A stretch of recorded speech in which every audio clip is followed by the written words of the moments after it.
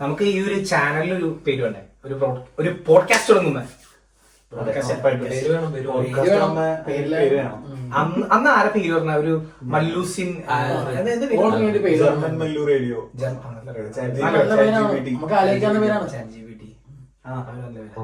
നമുക്ക് തീരുമാനിക്കാം. അല്ല, നമുക്ക് എന്തായാലും ഫസ്റ്റ് വീഡിയോയിലോ പേരില്ലാതെ അടുത്ത വീഡിയോയിൽ നമ്മുടെ പേര് റിലീസ് ചെയ്യാം. നിങ്ങൾക്ക് ആർക്കും ഞങ്ങളുടെ ഒരു പേര് സജസ്റ്റ് ചെയ്യാൻ പറഞ്ഞു. തെറി ആരും പറയരുത്, അല്ല നമുക്ക് മാക്സിമം നമ്മുടെ ഈ ഒരു വീഡിയോയില് പരമാവധി ആൾക്കാരെ, എല്ലാ പ്രൊഫഷണൽ ആൾക്കാരെയും ഇൻവോൾവ് ചെയ്യണം. എല്ലാരും പറയണ പോലെ അല്ല, ഒരുപാട് ഫീൽഡിലുള്ള വെറൈറ്റി ആയിട്ട് ആൾക്കാർ ഇവിടെ ഉണ്ട്. അവരൊക്കെ നമ്മൾ ഇൻവോൾവ് ചെയ്ത് അവരുടെ എക്സ്പീരിയൻസും കാര്യങ്ങളൊക്കെ നമുക്ക് ഷെയർ ചെയ്യാൻ പറ്റണം. സത്യം എല്ലാരും ജർമ്മനിയിൽ നിന്ന് നോക്കുമ്പോ എല്ലാരും സ്റ്റഡീസ്, മാസ്റ്റേഴ്സ് പഠിക്കുന്നവർ കുറെ വീഡിയോ, ഹൗസ്ഫുള്ളിൽ പഠിക്കുന്നവർ കുറെ വീഡിയോ, FST യൂപ്പർ, അത് മാത്രമല്ല ഒരുപാട് ബിസിനസ് ആൾക്കാരുണ്ട്. നമ്മുടെ അടുത്ത് കുറെ ചേട്ടന്മാരുണ്ട്. അവരുണ്ടല്ലോ ഇവിടെ ഹൗസ്ഫുള്ളിൽ കഴിഞ്ഞിട്ട്, അതായത് നഴ്സിംഗ് ഹൗസ്ഫുള്ളിൽ കഴിഞ്ഞ ഒരു ഇഷ്ടം പോലെ ഉണ്ട്. ഈ ഹെൽപ്പർ കോഴ്സിന്റെ ഹൗസ്ഫുള്ളിൽ കഴിഞ്ഞ് PR ഇപ്പൊ കിട്ടാറായ ടീമുകളുണ്ട് നമ്മുടെ. പിന്നെ നീ AVPR കഴിഞ്ഞു പിന്നെന്താ കഴിഞ്ഞു ഇവിടെ വന്നു പിന്നെ ഹൗസ്ഫുള്ളിൽ.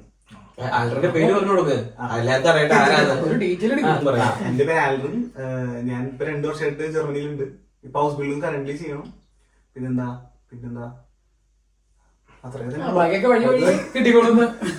നമ്മളോട് ഏറ്റവും കൂടുതൽ എക്സ്പീരിയൻസ് ഉള്ള ആൻസർ 8 വർഷം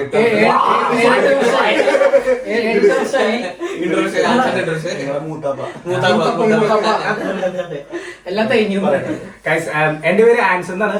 ചെറിയൊരു പേജ് ഇപ്പൊ ഞാൻ വേറൊരു ഇൻസ്റ്റാഗ്രാം പേജ് തുടങ്ങിയിട്ടുണ്ട്, നെൽസ് ഓൺ വാൾ സ്ട്രീറ്റ് എന്ന് പറഞ്ഞിട്ട്. ഞാനിവിടെ ഇപ്പൊ ഒരു 2018 വന്നാണ്. ഞാനിവിടെ ലാംഗ്വേജ് വന്നത്. ലാംഗ്വേജ് പഠിച്ചു. പിന്നെ അത് കഴിഞ്ഞ് മെക്കാനിക്കൽ സ്റ്റുഡന്റ് കോളേജ് ചെയ്ത് +2 കഴിഞ്ഞൊരു ചേട്ടൊരു കോഴ്സ് ഉണ്ട് സ്റ്റുഡന്റ് കോളേജിൽ. അത് കഴിഞ്ഞ് മെക്കാനിക്കൽ ചെയ്യുന്ന രീതിയിൽ ഞാൻ വന്നത്. പക്ഷെ ഇവിടെ വന്നിട്ട് ഞാൻ നൈസായിട്ട് അത് മാറ്റി. സ്റ്റുഡന്റ് കോളേജ് പകുതി ഇപ്പൊ നൈസായിട്ട് സത്യം അതെങ്ങാനും പഠിച്ചിട്ടുണ്ടല്ലോ മെക്കാനിക്കൽ. അങ്ങനെ ഞാൻ കയറി സപ്ലൈ അടിച്ച് ഇപ്പോഴല്ലേ കോഴ്സ് സത്യം പറയാം. അത് കഴിഞ്ഞുകൊണ്ട് ഹൗസ് ബിൽഡിംഗ് ചെയ്തു. ഹൗസ് ബിൽഡിങ്ങിന് പലരും പറയാനായിട്ടുണ്ട് ഭയങ്കര പാടാണ്. എന്റെ പൊന്നെ, ഞാൻ പാസ്സായി ആർക്കും സത്യമായിട്ട്. ഞാനൊക്കെ ഫുൾ ക്ലാസ്സിൽ നിന്ന് ഫുൾ ഉറക്കം മാത്രമേ ഉണ്ടായിട്ടുള്ളൂ. ലാസ്റ്റ് എക്സാമിന് മാത്രമേ ഞാൻ പഠിച്ചിട്ടുള്ളൂ. സത്യമായിട്ട് പരീക്ഷയ്ക്ക് മാത്രം പഠിച്ച് പാസ്സാവുന്ന ആളില്ലേ? ചേട്ടന്റെ മോട്ടിവേഷനിൽ ഞാൻ ഹൗസ് ബിൽഡിംഗ്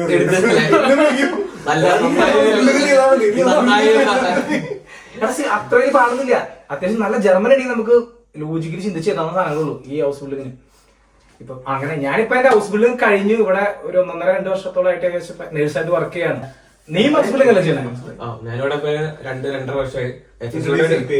സോറി, എന്റെ ഒരു പോള് ഞാൻ നാട്ടിൽ പെരുമ്പാവൂരാണ്. ഒരു പേജ് വരും മല്ലൂസിൻ ട്യൂബിംഗ് എന്ന് പറഞ്ഞ ഞങ്ങൾ എല്ലാവരുടെയും കൂടി പേജ് ആട്ടോ അത്. എന്റെ മാത്രം എല്ലാവരും കൂടി പൈസ കിട്ടുമ്പോ ഞങ്ങൾക്ക് തരും. ഓക്കെ, ഞാൻ ഇവിടെ ആദ്യം FST ചെയ്തു. ഇപ്പൊ ഹൗസ് ബിൽഡിംഗ് ചെയ്യാൻ 2.5 വർഷമായി. ഇവിടെ ട്യൂബിംഗ് റോഡിലേക്ക് താമസിക്കുന്നത്. നാട്ടില് പെരുമ്പാവൂര്. നാട്ടില് ഞാൻ ഡിപ്ലോമ പഠിച്ചു, ഡിഗ്രി പഠിച്ചു. പിന്നെ കുറെ നാള് കുറെ ഫീൽഡിൽ വർക്ക് ചെയ്തു. അതിനുശേഷം ലാംഗ്വേജ് പഠിച്ചു. അങ്ങനെയാണ് ഇവിടെ എത്തിയത്. എനിക്ക് തോന്നുന്നു മലയാളികളുടെ ഇടയിൽ പോളേട്ടൻ അറിയാത്തൊരു കുറവായിരിക്കും.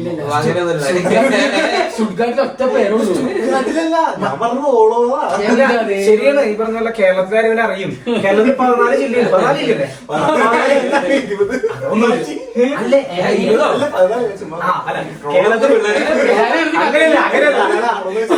അങ്ങനെയല്ല, അത് ഡൗട്ട്. അത് കേരളത്തിൽ 14 ജില്ലയാണ്, അത് 18 ജില്ലയിൽ.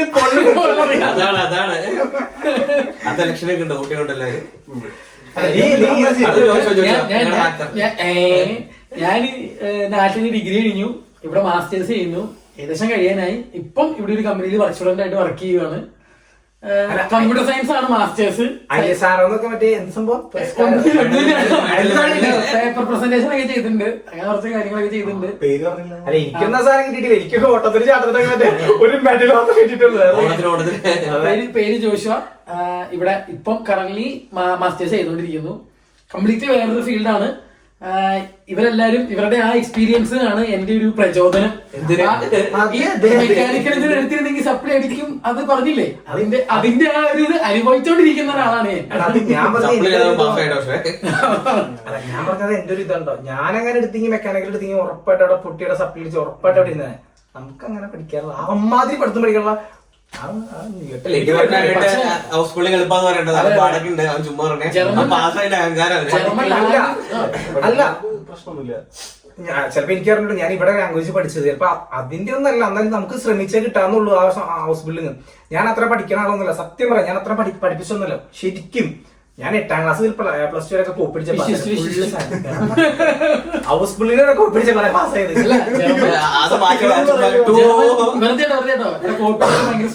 അല്ല ഹൗസ് ബിൽഡിംഗ് ലാസ്റ്റ് എക്സാം പഠിച്ചു കേട്ടോ, ലാസ്റ്റ് എക്സാം പഠിച്ചു. ബാക്കി എക്സാമിന് ബാക്കി എക്സാമിനൊക്കെ പേപ്പറൊക്കെ ഇവിടെ ജർമ്മനിയിൽ ജർമ്മൻ ഉണ്ടോ, അവൻ രാജാവാണ്, വെറും രാജാവാണ് അവൻ. ലാംഗ്വേജ് ഇല്ലെങ്കിൽ ഉണ്ടല്ലോ, നീ വർക്കിനോ എവിടെ പോയാലും നമ്മളവിടെ ഭയങ്കര ഡ്യൂസ് ചെയ്യും.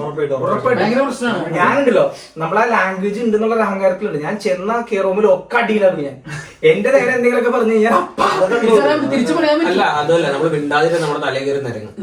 ഞാൻ ശരിക്കും റിയലൈസ് ചെയ്ത് FS ചെയ്യണ ടൈമിൽ ആദ്യത്തെ ഒരു 6-7 മാസം ഉണ്ടല്ലോ പട്ടിപ്പണി എന്ന് പറഞ്ഞ പട്ടിപ്പണി കേക്ക് ചെയ്യുന്ന മൊത്തം. അത് അതിന്റെ കൂടെ നമുക്ക് കുറച്ച് നമുക്ക് ഭയങ്കര ഫേവറേറ്റ്സ് ആയിട്ട് നമ്മൾ നിൽക്കണ്ടോ, അപ്പൊ അവര് നമുക്ക് തിരിച്ചൊന്നും പറയാൻ പറ്റില്ല. പിന്നെ കുറെ കഴിയുമ്പോൾ നമുക്ക് മനസ്സിലാവും അവർ ശരിക്കും നമ്മൾ യൂസ് ചെയ്യേണ്ടത്.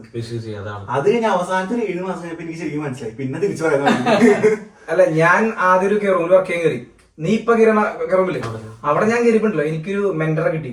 പുള്ളിക്കാരി എനിക്ക് ആദ്യത്തെ ഒരു പ്രാക്ടീസ് ലൈറ്റിംഗ് എന്ന് പറയും അത് തരുന്നത് ഒരു 6 months കഴിഞ്ഞപ്പോ 6 മാസം കഴിഞ്ഞപ്പോ എനിക്ക് ആദ്യത്തെ ഒരു ഇത് തന്നെ.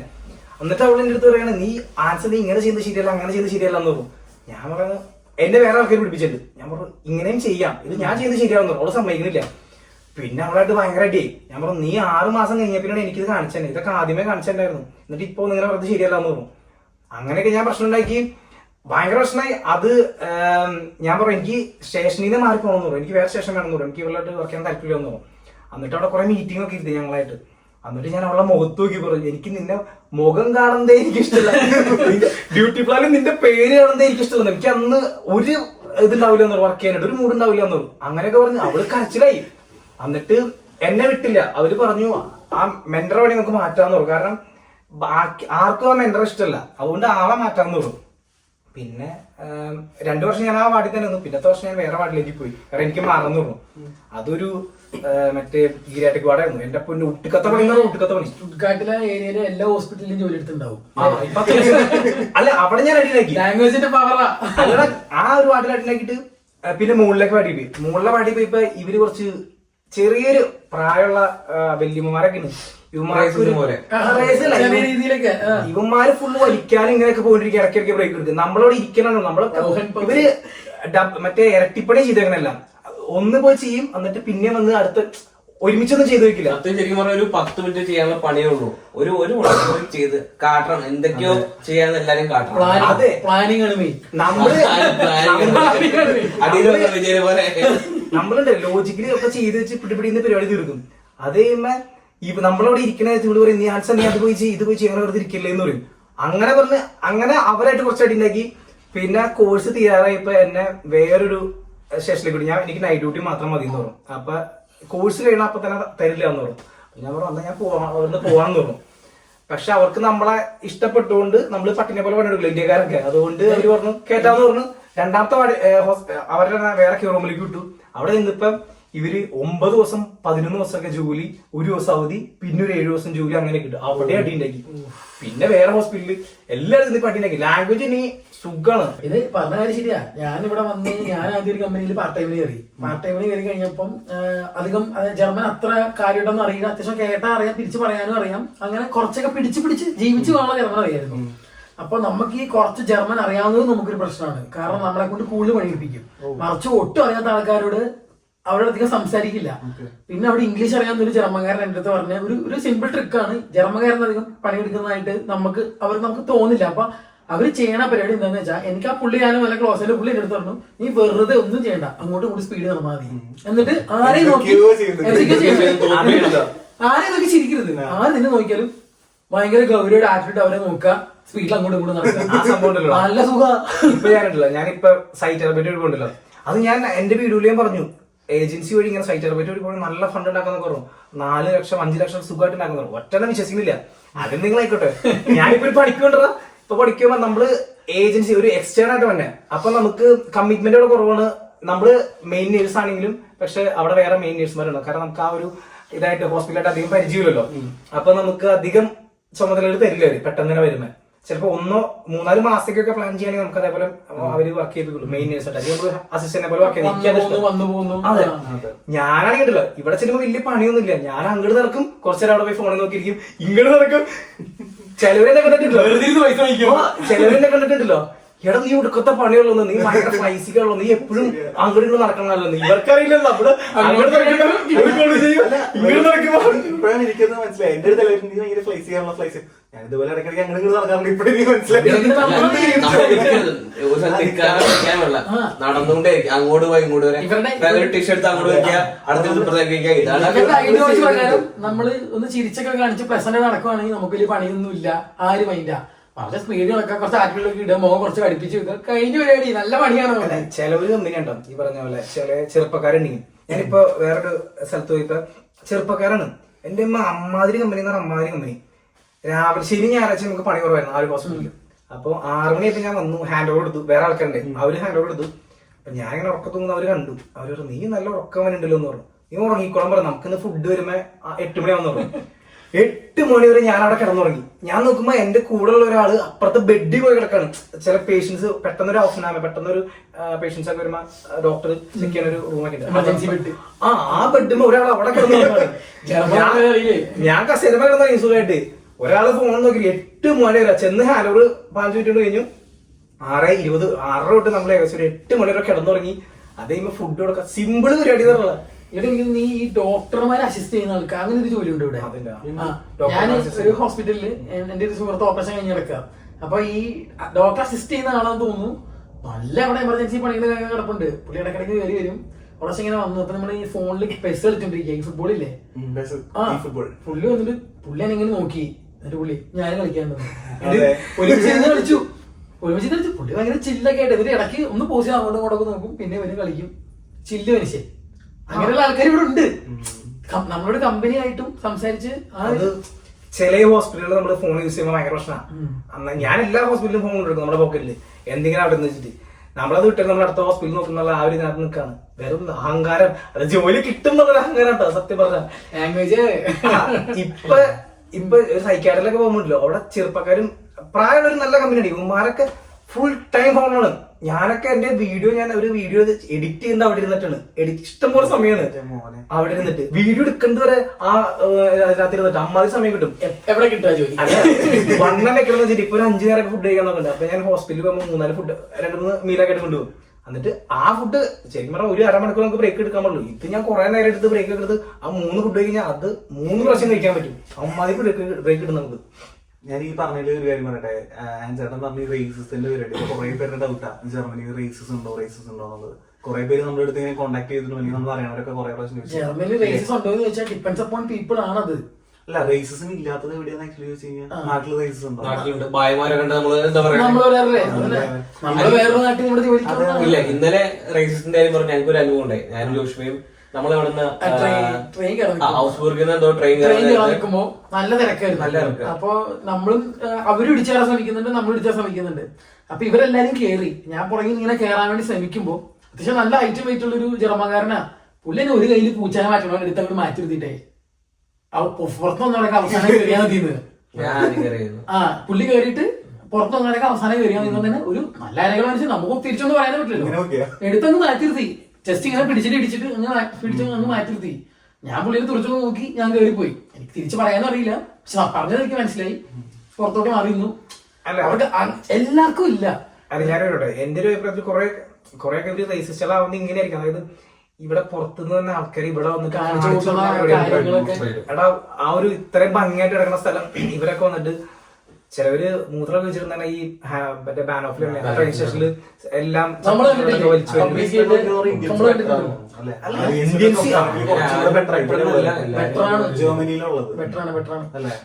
പിന്നെ ഇവിടെ ആ ഒരു വിദ്യാഭ്യാസം അങ്ങനെയല്ല, കുറച്ചും കൂടെ നമ്മളായിട്ട് മിങ്കിളായി നമ്മളെന്താണെന്ന് അറിയാവുന്ന ആൾക്കാർക്ക് അതൊരു പ്രശ്നമല്ല. പിന്നെ നമ്മളെങ്ങനെയാണെന്ന് അറിയാവുന്നവർക്ക് കുഴപ്പമില്ല. ഇന്ത്യക്കാർ ഇന്ത്യ എന്നാണോ എന്നൊക്കെ ചോദിച്ച് നല്ലതുണ്ട്. ഇന്ത്യ വിസിറ്റ് ചെയ്തിട്ട് നല്ല അനുഭവങ്ങൾ പറയുന്ന ആൾക്കാരുണ്ട് ഇവിടെ. തിരിച്ചുള്ളവരുണ്ട്. മുംബൈ മാത്രം വിസിറ്റ് ചെയ്ത് ധാരാവി മാത്രം കണ്ടിട്ട് ഇന്ത്യ അത് മാത്രമാണ് വേസ്റ്റ് എന്ന് ചിന്തിക്കുന്ന ആൾക്കാരുണ്ട്. ഉപ്പേർ ചെയ്യുന്ന ടൈമില് ബ്ലാക്ക് ഫോറസ്റ്റിലായിരുന്നു. അപ്പൊ ആ സമയത്ത് അവിടെ ഉള്ളവർക്ക് മിക്കവർക്കും ഇന്ത്യൻസിനെ ഒരാളെ പോലും കണ്ടിട്ടില്ല വരുന്നു. ഭയങ്കര റെസ്പെക്ട് ആയിരുന്നു. അത് എന്നെ സംബന്ധിച്ച് അത് എനിക്ക് ഭയങ്കര ഒരു അടിപൊളി ഒരു എക്സ്പീരിയൻസ് ആയിരുന്നു. കാരണം ഞാൻ ആ വന്ന ടൈം തൊട്ട് അത്യാവശ്യം ട്രാവൽ ചെയ്യാൻ സ്റ്റാർട്ട് ചെയ്തിട്ടുണ്ടായിരുന്നു. അപ്പൊ വേറെ സ്ഥലത്ത് ചെല്ലുമ്പോൾ ഉള്ള ആൾക്കാരുടെ ഒരു ബിഹേവിയർ കാര്യങ്ങളല്ല ഇവിടെയുള്ള സിറ്റിയിലുള്ള ആൾക്കാർ കാണാം. പിന്നെ അവർ പറയുന്ന വേറൊരു കാര്യമുണ്ട്, ഇന്ത്യൻസ് പണിയെടുക്കുന്ന പോലെ ആരും പണിയെടുക്കില്ല. അല്ല ഇപ്പൊ ആഫ്രിക്കൻസ് അത്യാവശ്യം പണിയെടുക്കുന്നവരുണ്ട് കേട്ടോ. അവര് കമ്പാരിറ്റീവ്ലി അവര് പറയുന്നത് അവരുടെ ലൈഫ് എക്സ്പീരിയൻസിൽ അവർക്ക് ഏറ്റവും ലാഭം നമ്മളെ ജോലി ജനറലി ഒരു യൂണിവേഴ്സൽ ആയിട്ടുള്ള ഒരു നമ്മുടെ ഫ്ലേഗിലാണെങ്കിലും ഇന്ത്യൻസ് കുറച്ചുകൂടെ മനസ്സാക്ഷിയുള്ള ആൾക്കാരാണ് ചെയ്യാനൊക്കെ ആണെങ്കിലും. പിന്നെ ഇവിടെ ശ്രദ്ധിച്ചിട്ടില്ല, ഇവിടെ ഇപ്പൊ ഒരു കാര്യം ചെയ്തോണ്ടിരിക്കുമ്പോ ഇപ്പൊ 12 മണിക്കാണ് പൗസയെങ്കില് 11:59 ആയി കഴിയുമ്പോൾ അവർ എന്ത് ചെയ്താണെങ്കിലും പൗസയ്ക്ക് അവര് പോകും. പക്ഷെ നമ്മളെങ്ങനെ നമ്മൾ ആ ചെയ്യുന്നത് തീർത്തിട്ടേ നമ്മൾ പോവുള്ളൂ. എന്തെങ്കിലും ചെയ്ത് വെക്കാനുണ്ടോ എന്നുള്ളത് നോക്കിയിട്ടേ നമ്മൾ പോവുള്ളൂ. ഞാനൊരു ഹോസ്പിറ്റലിൽ പോയി കഴിഞ്ഞപ്പോ അവിടെ ഡോക്ടർ പറഞ്ഞിട്ടുണ്ട്, നീ മദർ തെരേസ ഒക്കെ അവര് ഉണ്ടായ ആ ഒരു ജനിച്ചല്ല പുള്ളിക്കാരി ആൽബേനിയൻ രാജ്യക്കാരൻ ജനിച്ചാണ്. പുള്ളിക്കാരി അവിടെ ഇന്ത്യയിൽ കുറെ വർക്ക് ചെയ്തിട്ടുണ്ടല്ലോ.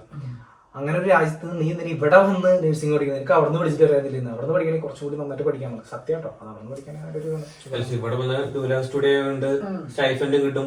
പഠിക്കുന്ന എല്ലാ നാട്ടിലെ നഴ്സിംഗ് പഠിക്കാൻ അത്യാവശ്യം കാശില്ലേ? അല്ല കുറച്ചും കൂടെ ഇപ്പൊ നാട്ടിൽ പഠിക്കുകയാണെങ്കിൽ ഇപ്പൊ നഴ്സിംഗ് കഴിയുമ്പോഴത്തേക്ക് ഒരു 10-22 വയസ്സൊക്കെ ആവും.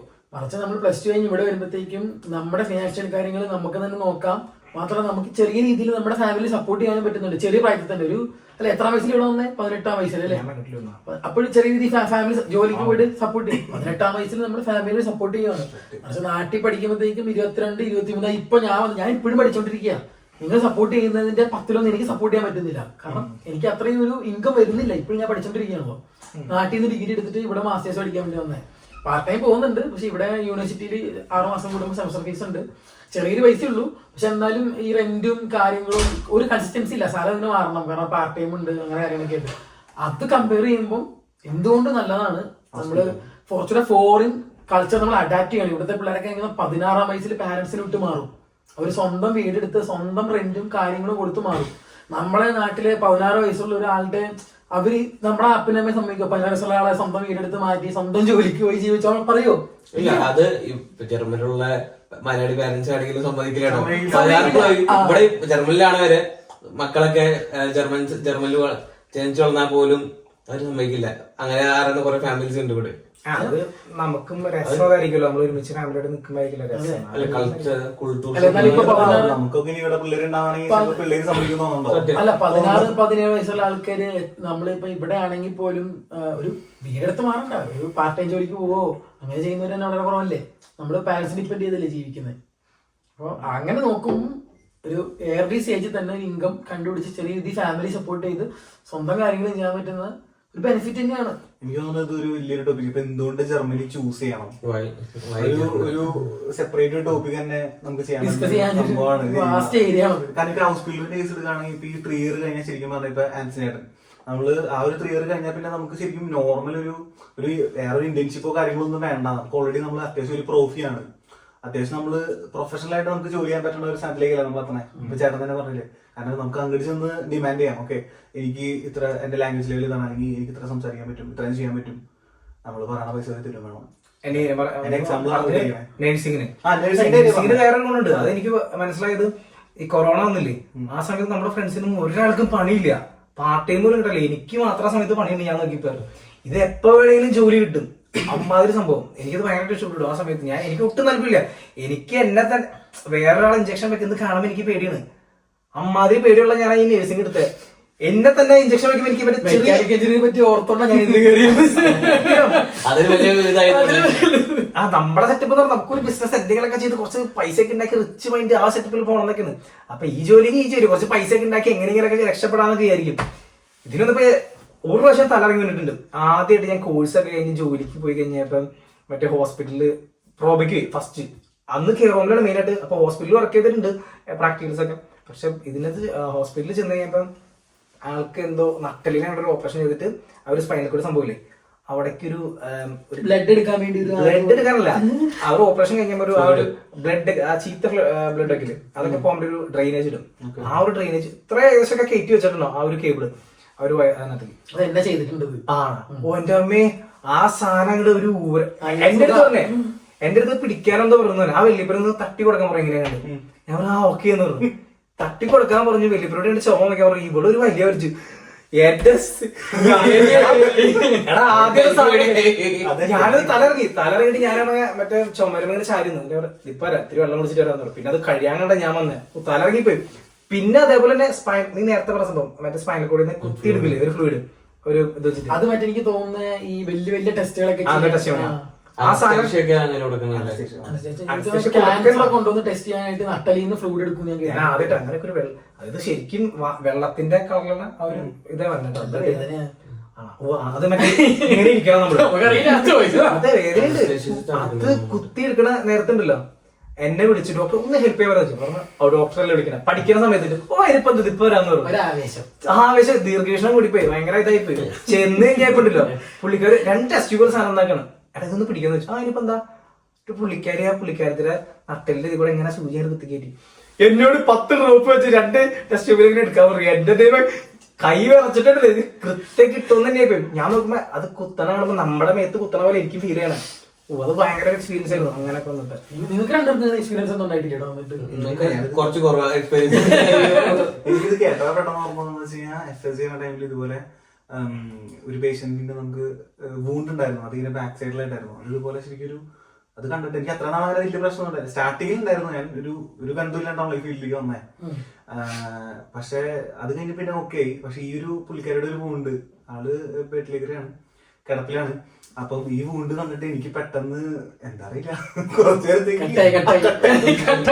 ഷോക്കാ. ഇതുപോലെ ഞാൻ FS ചെയ്യുന്ന ടൈമില് നാക്ട് ചെയ്യാൻ പാടില്ല. അത് ഞാനും മനസ്സിലാക്കി കുക്ക് ചെയ്തോണ്ടിരിക്കുക. അപ്പൊ അന്നാണ് ഞങ്ങളവിടെ വർക്കുന്ന ഒരാളെ വിളിച്ച് എനിക്ക് സംഭവം മനസ്സിലായില്ല എന്താ നാഫ്റ്റ് എന്ന് പറഞ്ഞാൽ ഞാനും ഇവരും ആദ്യം ഒരു വീട്ടിലായിരുന്നു. അത് കഴിഞ്ഞപ്പോ ഇവൻ വേറൊരു വീട്ടിലേക്ക് മാറി. അപ്പൊ ഞങ്ങൾ ഇവന്റെ വീട്ടിൽ പോയി ഇടയ്ക്ക് കുക്ക് ചെയ്യും. അത് അടിപൊളി കഥയാണ്. വേറെ കഥയാണ്. ശബ്ദം ഒന്നും പാടില്ല. അവിടെ 8 മണി കഴിഞ്ഞ ശബ്ദം ഉണ്ടാക്കാൻ പാടില്ല. ആ വീട്ടില് നടന്നാ പോലും കുളിച്ചാൽ പോലും ശബ്ദമാണ്. ഞാനൊക്കെ ഇടയ്ക്ക് ഇവന്റെ വീട്ടിൽ പോയിട്ട് ഞങ്ങൾ അവിടെ കുക്ക് ചെയ്യും. അവിടെ കുക്ക് ചെയ്തപ്പോ ഞാൻ പുറത്തിറങ്ങും. 2 പ്രാവശ്യം കയറാൻ പറ്റിട്ടില്ല.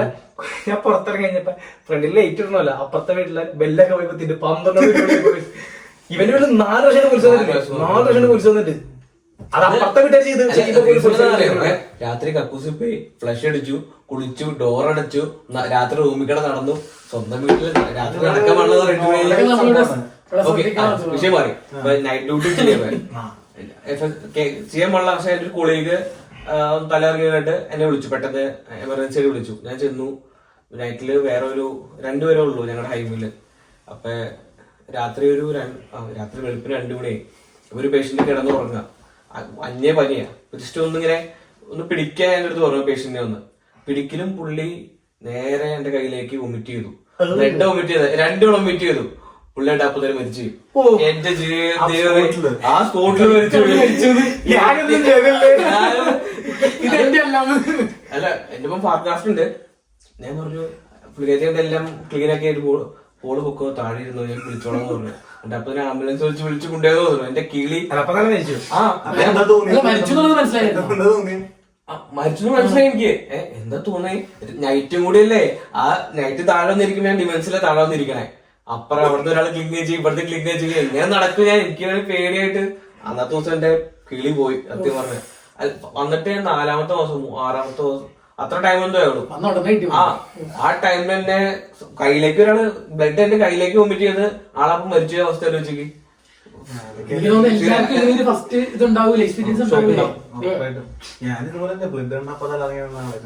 എനിക്ക് ഇപ്പൊ അങ്ങനെ പ്രശ്നമൊന്നും കേട്ടോ.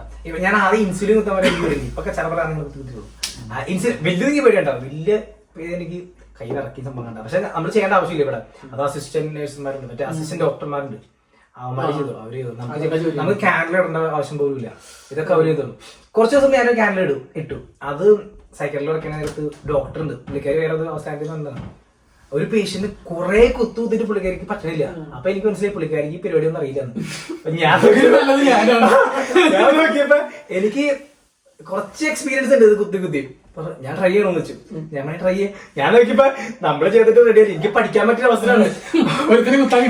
ആ വല്യപ്പനാണ് കിളിവായ കേസാണ്. അപ്പൊ അതെങ്ങനെയാണ് നമുക്ക് പഠിക്കാൻ പറ്റുള്ളൂ ഈ സംഭവം.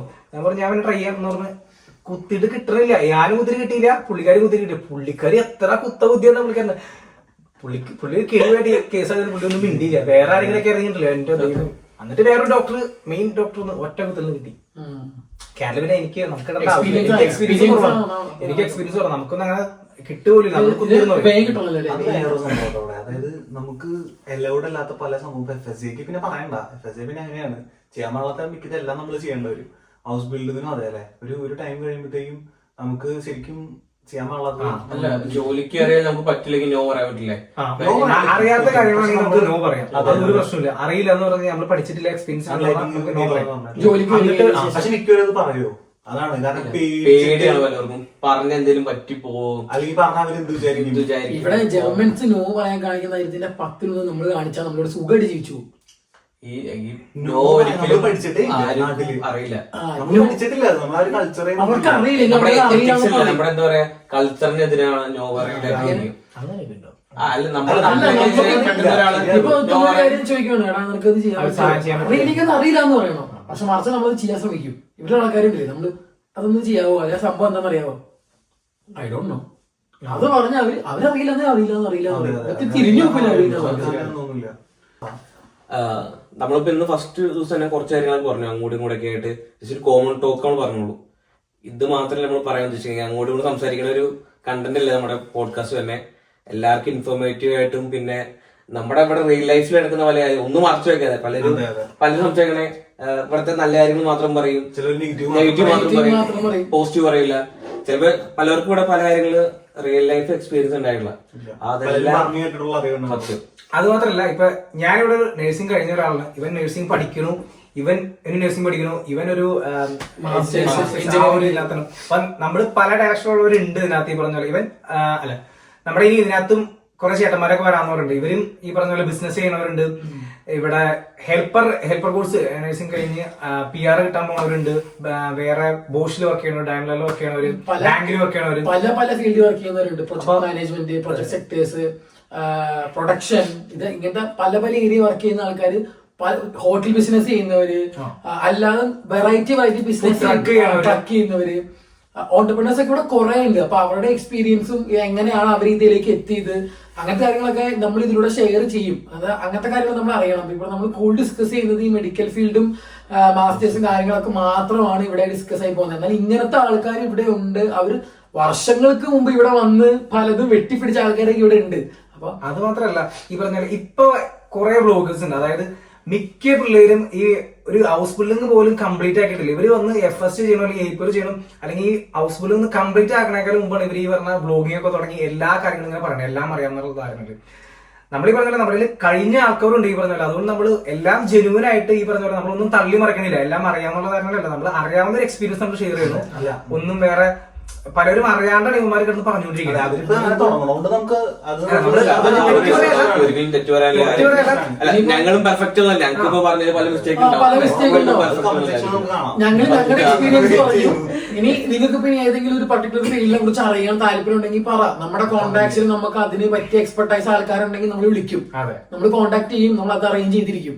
അപ്പൊ അങ്ങനത്തെ കാര്യങ്ങളൊക്കെ ഒരു 2-way കമ്മ്യൂണിക്കേഷൻ നമ്മൾ ഉദ്ദേശിക്കുന്നത്. ഞങ്ങൾ മാത്രം ഇവിടെ സംസാരിച്ചിട്ട് കാര്യമില്ലല്ലോ. നിങ്ങളുടെ നമ്മൾ കണ്ടന്റ് ചെയ്യുന്നതായിരിക്കും. ഓരോ കമന്റ് നമ്മൾ നോക്കിയിട്ട് അതിന് വാല്യൂബിൾ ആയിട്ടുള്ള സാധനങ്ങൾ എടുത്ത് ഡിസ്കസ് ചെയ്യാം. അധികം ആൾക്കാർ ചെയ്തിട്ടില്ല എന്ന് നമുക്ക് കൂടെ ഫീൽ ചെയ്യുവാണെങ്കിൽ നമ്മൾ ആ ടോപ്പിക്കും അതിന് പറ്റിയ ആൾക്കാരെ നമ്മളിവിടെ കൊണ്ടുവന്ന് നമ്മളത് അറേഞ്ച് ചെയ്യും. പല ഫീൽഡ് നമ്മളറിയാത്ത ഫീൽഡ് വർക്ക് ചെയ്യുന്ന ആൾക്കാർ, പല എക്സ്പീരിയൻസ് ഉള്ള ആൾക്കാരൊക്കെ ഉണ്ടാവും. അവർക്ക് വന്ന് പറയാം. ഇപ്പൊ ഫോർ എക്സാമ്പിൾ പറഞ്ഞ ഹൗസ് ബിൽഡിംഗ് എന്ന് പറഞ്ഞാൽ എല്ലാവർക്കും ആദ്യം വരുന്നത് നഴ്സിംഗ്. ഇവിടെ ഇപ്പൊ ഫുഡ് ടെക്നോളജി ഉണ്ട്, ഹോട്ടൽ മാനേജ്മെന്റ് ഫീൽഡ് ഉണ്ട്, ബുച്ചർ ഉണ്ട്, IT സെക്ടർ ഉണ്ട്, ബസ് ഉണ്ട്, മെക്കാനിക്കൽ ഉണ്ട്.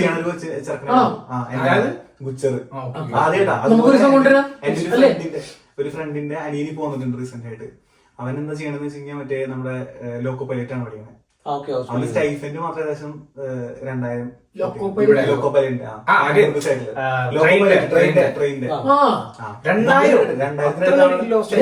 ഇങ്ങനത്തെ കോഴ്സുകളൊക്കെ ഇവിടെ ഉണ്ട്. അതാണ് അതിന്റെ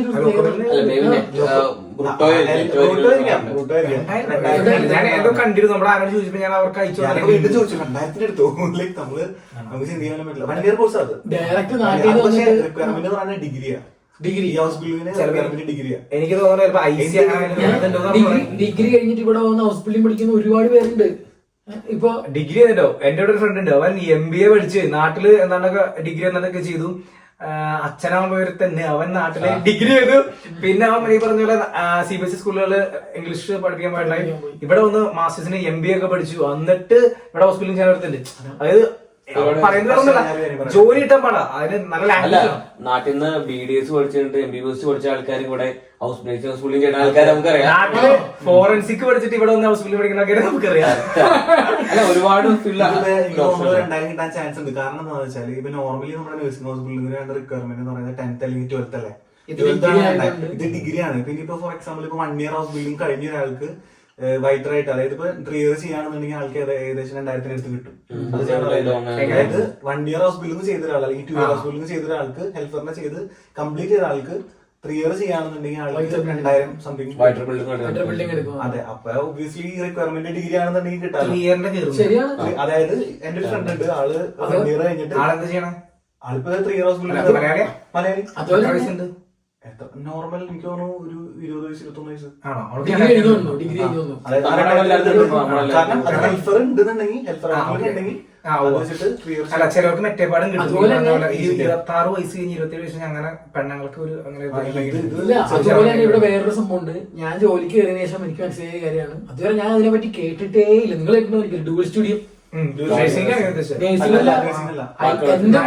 എന്റെ കൂടെ ജോലി എടുക്കുന്ന എന്തിനു ഞാൻ പച്ച കാലത്തിൽ പറയുകയാണെങ്കിൽ എന്റെ മേളിൽ ജോലി എടുക്കുന്ന, ഞാൻ മാസ്റ്റേഴ്സ് പഠിച്ചിട്ട് എന്റെ മേളിൽ ജോലി എടുക്കുന്നവർ ഇവിടെ 10 കൊല്ലം 12 കൊല്ലം മുമ്പ് ഹൗസ് ബിൽഡിംഗ് കഴിഞ്ഞിട്ട് എക്സ്പീരിയൻസ് ഇരിക്കുന്ന ആൾക്കാരാണ്. അവർക്ക് ശമ്പളം എന്ന് പറയുന്നത് 4000, 5000, 6000 യൂറോ വെച്ച് മാസം വാങ്ങിക്കുന്നവരാണ് ശമ്പളം വാങ്ങിക്കുന്നത്. അപ്പൊ അങ്ങനത്തെ കോഴ്സുകൾ ഉണ്ട്. ഹൗസ് ബിൽഡിംഗ് പഠിച്ചവരുണ്ട്, ഡുവൽ സ്റ്റുഡിയോ. ഇപ്പൊ +2 കഴിഞ്ഞ് റിക്വയർമെന്റ് ഇത്രേ ഉള്ളൂ. +2 കഴിഞ്ഞിട്ട് ഇപ്പൊ ആ 1 year സ്റ്റുഡന്റ് കൊളീഗോ അത് കംപ്ലീറ്റ് ചെയ്ത് B2 ജർമ്മനി ഉണ്ടെങ്കിൽ ഇവിടെ ഹൗസ് ബിൽഡിംഗ് പഠിക്കുന്നവരെ ഡുവൽ സ്റ്റുഡിയോ പഠിക്കാൻ പറ്റും. അങ്ങനത്തെ ഒരുപാട് ഇപ്പൊ ലിങ്ക്ഡിൻ, ഗ്ലാസ്ഡോർ ഒക്കെ എടുത്ത് നോക്കി കഴിഞ്ഞാൽ ഒരുപാട് കമ്പനി ആ ചാൻസസ് കൊടുക്കുന്നുണ്ട്. ഡയറക്റ്റ് അപ്ലൈ ചെയ്യാം. ലാംഗ്വേജ് ഉണ്ടാവും. ലാംഗ്വേജ് അവർ വേറെ ഒന്നും ചെക്ക് ചെയ്യില്ല, ലാംഗ്വേജ് അവർ ചെക്ക് ചെയ്യുള്ളൂ. ബേസിക് നോളജ് അവർ ചെക്ക് ചെയ്യില്ല. നമുക്ക് വണ്ടി കൂടാൻ നേരത്ത് ബസ്സിലൊക്കെ എഴുതിയിട്ടുണ്ട് ഞാൻ വർക്ക് ചെയ്യുന്ന എന്റെ കമ്പനി മാനേജ്മെന്റ് ഞാൻ എവിടെ വന്നിട്ടുണ്ട്. മാനേജ്മെന്റ് അറിയില്ലേ, ഒരുപാട് കോഴ്സ് അതെല്ലാത്തിലും ഉണ്ട്. DHL അങ്ങനെ എല്ലാത്തിലും ഉണ്ട്. ഈ പറഞ്ഞ റേബേ നമ്മുടെ ഈ സൂപ്പർ മാർക്കറ്റിൽ എല്ലാത്തിലും ചെയ്യാൻ പറ്റും. അല്ലെങ്കിൽ ഹൗസ് ബിൽഡിംഗ് അത് നമ്മുടെ ഫ്രണ്ട് അവൻ കയറിയുണ്ട്. ഈ പറഞ്ഞ പോലെ ഈ ഹൗസ് ബിൽഡിംഗ് .de എന്നൊരു സംഭവം ഉണ്ട്. ഇതിനകത്ത് നമുക്ക് എല്ലാം കിട്ടും. ഈ ഡുവൽ സ്റ്റുഡിയോ അത് പിന്നെ മിക്ക ഹൗസ് ബിൽഡിംഗ് ഞാനൊക്കെ അന്ന് ഹൗസ് ബിൽഡിംഗ് കയറാൻ നേരത്തെ ഈ ഹൗസ് ബിൽഡിംഗ് .de ഇതിനകത്ത് കയറി കഴിഞ്ഞാൽ. പക്ഷെ കൂടുതലും ഷൂഡ് അല്ലെങ്കിൽ അർബൈറ്റ് ഗെയിമർ ആയിരിക്കും, എംപ്ലോയർ ആയിരിക്കും കിട്ടണ. ചിലപ്പോ രണ്ടും കൂടി അതിനകത്ത് കിട്ടിയെന്ന് വരില്ല. എന്നാലും നമുക്ക് ഇന്നത്തേത് മതി. ഇപ്പൊ എന്തായാലും ഒരുപാട് കാര്യങ്ങൾ പറഞ്ഞു നമ്മള്. നമുക്ക് അപ്പൊ ഈ ഒരു വീഡിയോ നമ്മുടെ ഇത്രേ ഉള്ളൂ. അടുത്തൊരു വീഡിയോയിൽ നമ്മള് ഇതിലും നല്ലൊരു ടോപ്പിക്കായിട്ടും വേറൊരു ഗസ്റ്റ് ആയിട്ടും ചിലപ്പോ നമ്മൾ വരാം. പേര് കമന്റിലേക്ക് ഇടാൻ താല്പര്യമുള്ളത് നിങ്ങൾക്ക് ഇഷ്ടപ്പെട്ടോ വേണമെങ്കിൽ നോക്കാം. അല്ലെങ്കിൽ ജർമ്മൻ ഇപ്പൊ ഞങ്ങളൊരു പോൾ ഇടാം. ആ പോൾ ഇട്ടിട്ട് നിങ്ങൾക്ക് ആ പേര് വേണോ വേറെ പേര് വേണമെങ്കിൽ നിങ്ങൾക്ക് കമന്റിലിട്ട് അല്ലേ നമുക്ക് 2-3 പേര് ഒരുമിച്ച് ഇടാം. എന്നിട്ട് അതിലൊരു പിന്നെ അവർക്ക് ഇഷ്ടമുള്ള ഏറ്റവും കൂടുതൽ ലൈക്ക് വരുന്നത് നമുക്ക് നോക്കാം. അത്രേ ഉള്ളൂ ഇന്നത്തെ വീഡിയോ ആണല്ലോ അല്ലെ. എല്ലാവർക്കും ബൈ. ചൂസ്.